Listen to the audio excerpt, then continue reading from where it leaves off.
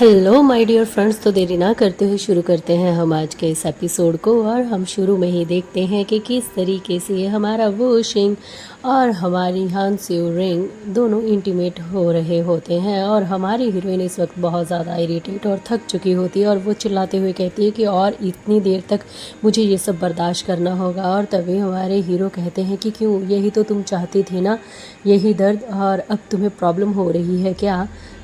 हम दोनों साथ में यही तो कर सकते हैं, इसके अलावा और कर भी क्या सकते हैं। पर ये बताओ, अब तुम्हें फील कैसा हो रहा है अपने पति के कमरे के सामने ये सब करते हुए? सच सच बताना, एक बार इमेजिन तो करो, अगर वो पीछे से तुम्हें देख रहा होगा तो? फिर सच कहूँ तो उसे इस वक्त बहुत ज़्यादा बुरा लग रहा होगा। हाँ, क्या करूँ, क्या उसने कभी ये वाला चेहरा देखा है तुम्हारा?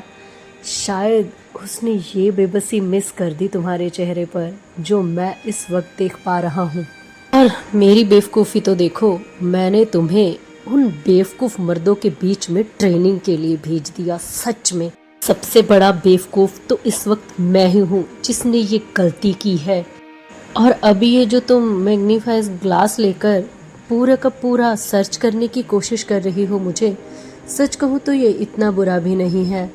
कल फिर आ जाना चेक करने के लिए, मुझे कोई एतराज़ नहीं है। और हमारी हीरोइन तो गुस्से में यही सोच रही थी कि वो ग्लास तो मैंने कब का फेंक दिया है। और फिर अगले दिन सुबह होती है। यहाँ पर हम देखते हैं कि कमरे के हालात तो काफ़ी बिगड़े हुए थे। मतलब ये कि हमारा हीरो काफ़ी अग्रेसिव रह गया रात को। तभी तो हमारी हीरोइन इस वक्त घराटे मार के सो रही थी और वो बेचारा उठकर उसके पाँव के नाखून काट रहा था।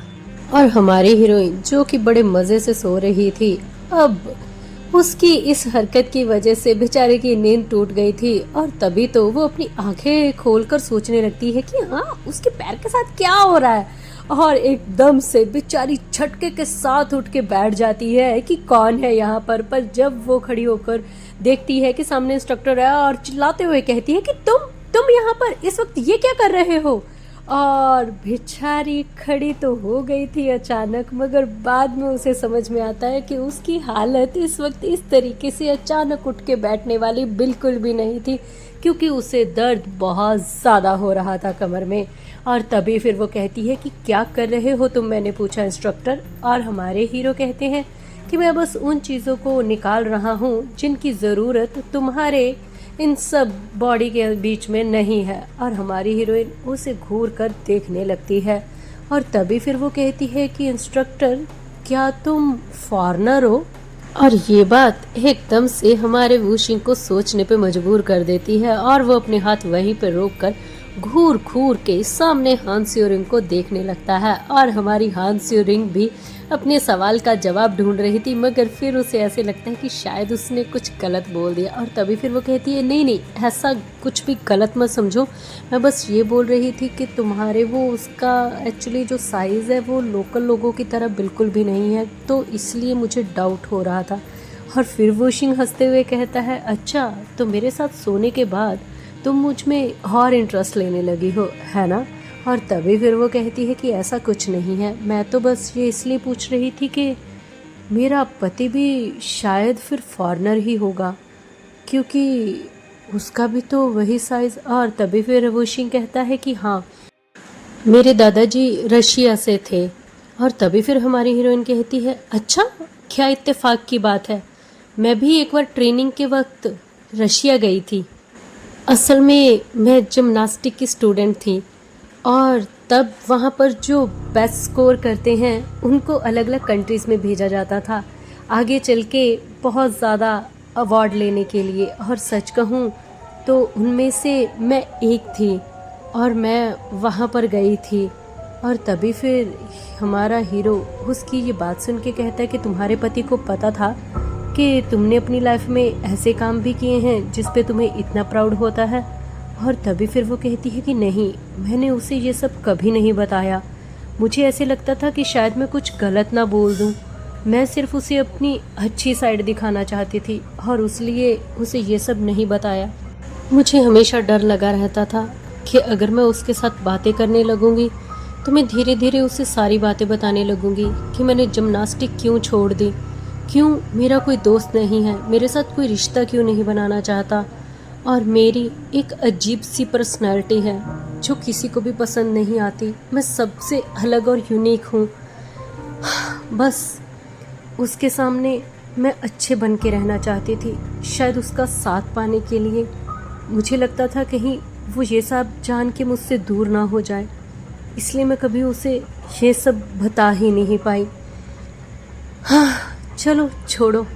शायद मैं ही उसे खोने से कुछ ज़्यादा डरती थी। हाँ इंस्ट्रक्टर, अपने बारे में बताइए ना कुछ, कि आपकी ज़िंदगी में भी कभी कोई ऐसा पल आया है जो बहुत ही ज़्यादा बुरा, ख़राब या दर्दनाक रहा हो। सच कहूँ तो मेरी ज़िंदगी में तो वो पल कल रात का था, और वो तुमने देखा ही होगा मेरी हालत को देखकर। तो क्या तुम्हारी ज़िंदगी में भी कभी कोई ऐसा पल आया है जब तुम्हें बहुत ज़्यादा बुरा लग रहा हो या तुम्हें बहुत ज़्यादा दर्द हुआ हो? मैं चाहती हूँ कि मैंने तुम्हें अपने बारे में सब बताया है तो तुम भी मुझे सब बताओ, यही फेयर है ना? और तभी हमारा हीरो उसके पैर को उठाते हुए देखने लगता है और कहता है कि फेयर। हाँ, और तभी वो उसके अंगूठे को काटने लगता है और हमारी हीरोइन उसे घूर कर देखती है कि अब इसे क्या हो गया, और अपना पैर वो पीछे खींचने लगती है और कहती है कि तुम ये क्या कर रहे हो। और वोशिंग कहता है कि कोई ऐसे बातें करता हुआ अभी कितना क्यूट लग सकता है, सच में मैंने कभी नहीं सोचा था।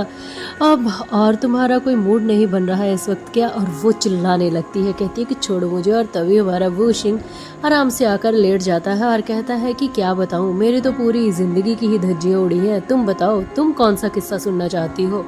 8 साल की उम्र में मेरे बाप माँ मुझे छोड़कर चले गए। 14 साल की उम्र में मैं इस दुनिया में बिल्कुल अकेला था, और जब मैं बड़ा हुआ तो मेरे दोस्त जिन्हें मैं अपना मानता था उन सब ने मेरी पीठ के पीछे अच्छे से छुरा भोंका है, यानी कि सब ने मेरा बुरा ही किया है, किसी ने कुछ भी अच्छा नहीं किया। और अब तुम बताओ, इन किस्सों में से कौन सा किस्सा सुनना चाहोगी? सब बड़े मज़ेदार हैं, तुम सच में मज़ा आएगा सुनने में।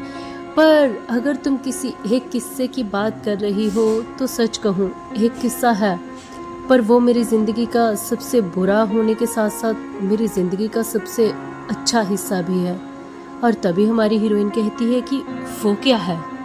वो इस वक्त बहुत ज़्यादा एक्साइटेड थी ये जानने के लिए आखिर इसकी ज़िंदगी में ऐसा कौन सा पल है जो सबसे अच्छा भी है और बुरा भी। और तभी हमारा वोशिंग कुछ सोचने लगता है उसे देखकर, और उसे वो पुरानी हांसी और रिंग याद आती है जब उसके साथ शादी थी। और वो पीछे पलट कर देखते हुए मुस्कुराते हुए कहती है, ह्योन बताना जरा मैं कैसी दिख रही हूँ। और तभी हमारा हीरो कहता है कि वो दिन था मेरी शादी का दिन। और ये बात बोलते हुए मानो वो अंदर से टूट सा गया था। और ये बात सुन के हमारी हीरोइन भी एकदम शॉक में चली जाती है और घूर कर उसे देखने लगती है। और इससे पहले कि वो उससे कोई सवाल करती, हमारे हीरो के फ़ोन की एकदम से रिंग बजने लगती है, जिसकी वजह से दोनों का ध्यान उस फ़ोन की तरफ चला जाता है। और हमारे हीरो देखने लगते हैं और गुस्से में कहते हैं कि सुबह सुबह कौन फ़ोन कर रहा है, किसका दिमाग ख़राब हो रहा है। और तभी फिर वो फ़ोन को उठाता है, और जब फ़ोन को उठाता है तो एकदम के लिए वो फ़ोन की तरफ देखता ही रहता है, क्योंकि ये फ़ोन किसी और का नहीं बल्कि ब्लास्ट के ऑनर का होता है। और ये नाम देखकर वो एकदम से रुक सा जाता है। और इसके साथ ही ये एपिसोड यहीं पे समाप्त होता है। मिलते हैं अगली बार।